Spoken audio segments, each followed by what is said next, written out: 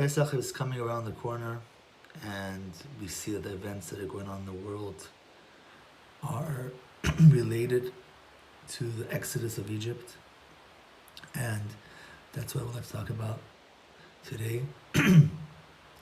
Leaving the exile and coming home to Eretz Yisrael, to the land of Israel.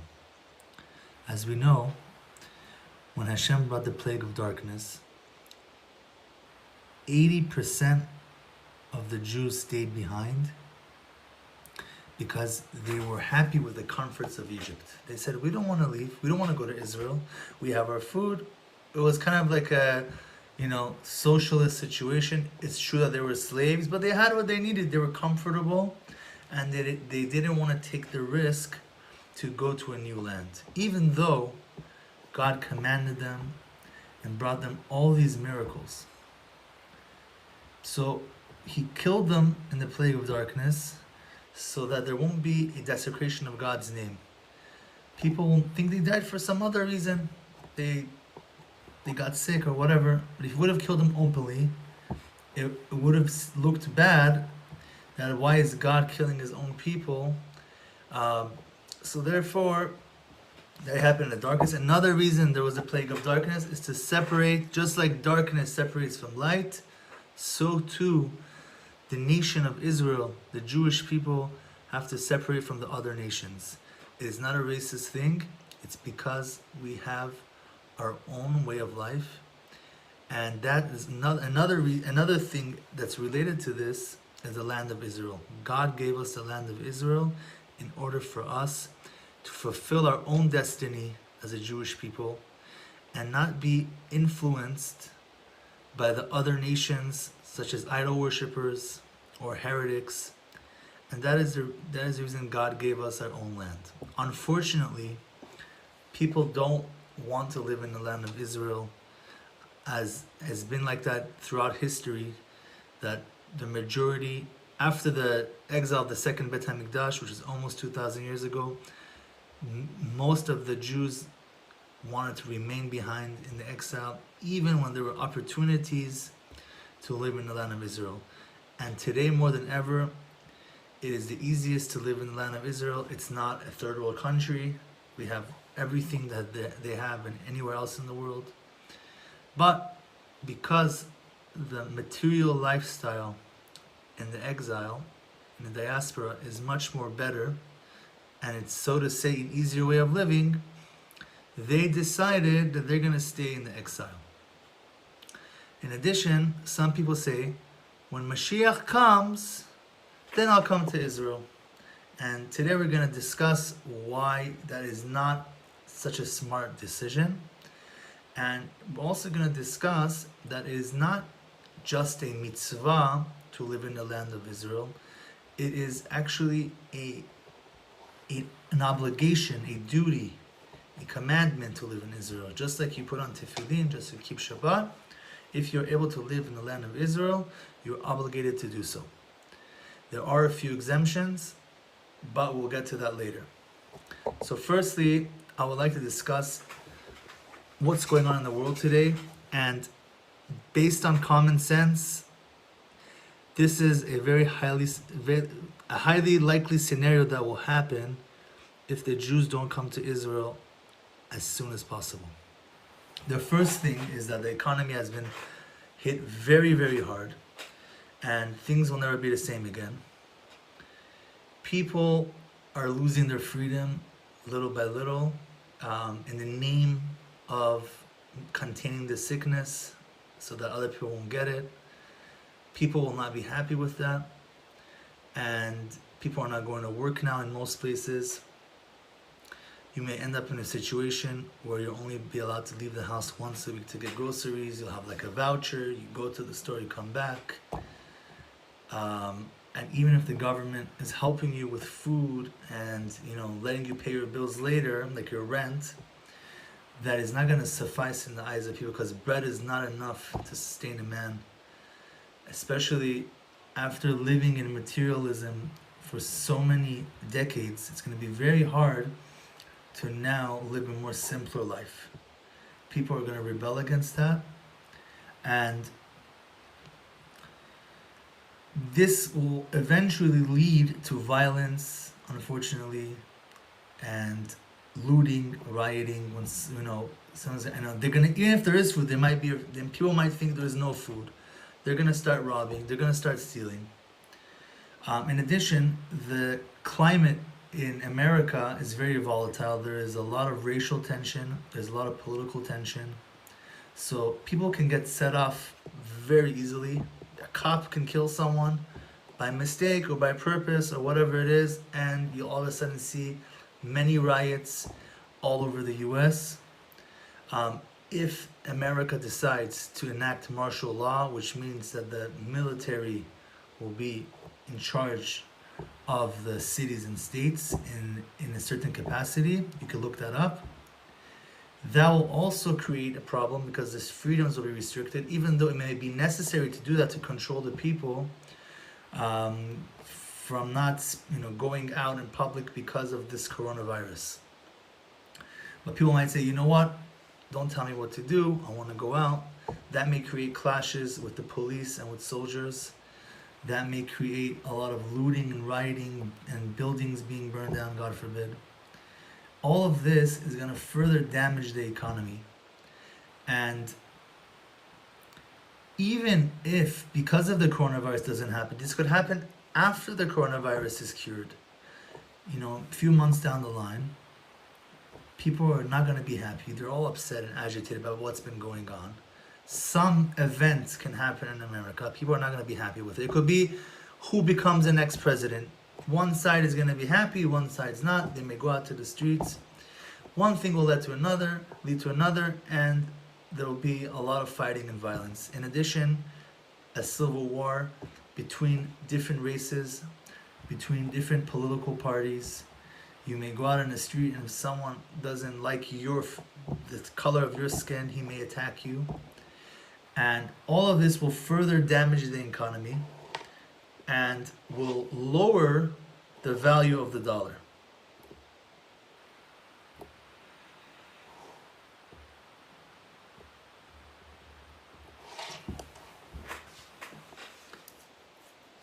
When you don't have someone taking care of the water maintenance and the natural gas and electricity, you may also lose that. If the guy is not going to go to work because he's afraid to walk on the street, you might have these shortages also.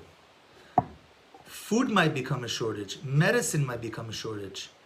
And we know that if people are afraid to go out the streets, and they won't be, even if they're going to go to the supermarket, there might be violence along the way. I checked, I think about half of America is on medication, if I'm not mistaken. And if it gets to a point where there's going to be total chaos on the streets because of people's anger, these 50% are not going to be able to get their medication. Now, some people have medication because they have some kind of condition. Other people are because of psychological issues. Now, when these people will not be able to get their medication anymore, many are going to die, and many of these people who have psychological conditions might kill themselves, and the other rest, they might be crazy, and they're going to go out on the streets, and there's going to be even more violence throughout the United States and other countries. So after all that happens, the currency of America, for in this case, is going to drop lower and lower. And what are people going to say after they fought each other and the race wars or civil wars, whatever it may be? They're going to say it's all the Jews' fault. The Jews are in control of all the money, and you're going to start having open racism towards the Jews. You already are starting to see it, and you've already seen the potential of rioting and looting over small things. When the Ferguson incident caused rioting in many cities, so people get agitated very fast. Doesn't matter what race you are. People have guns, and they will fight back the military and the police, unfortunately. And also, you just might be targeted.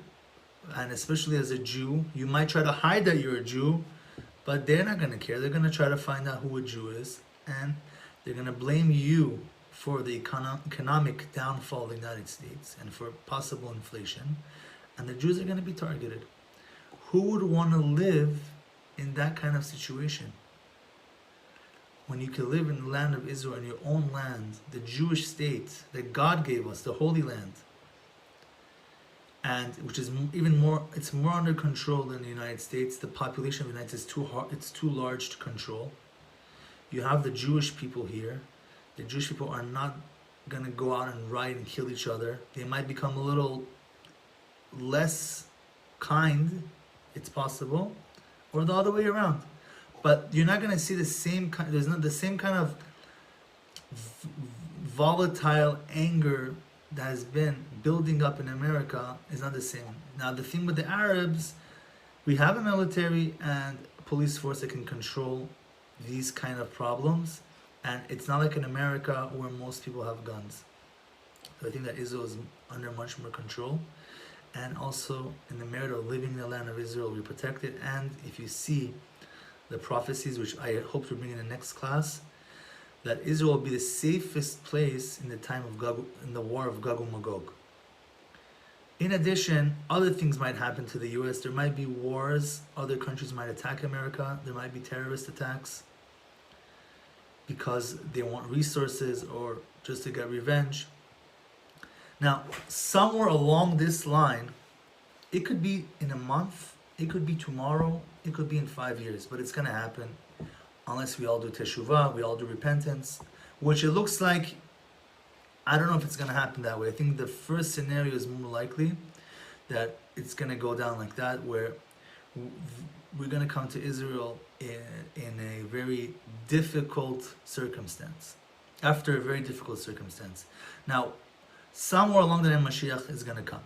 When Mashiach comes, one of his roles is to prove to the whole world that God is true, the Torah is true, and you're going to have millions of people, Jewish and Gentile alike, wanting to come to the land of Israel.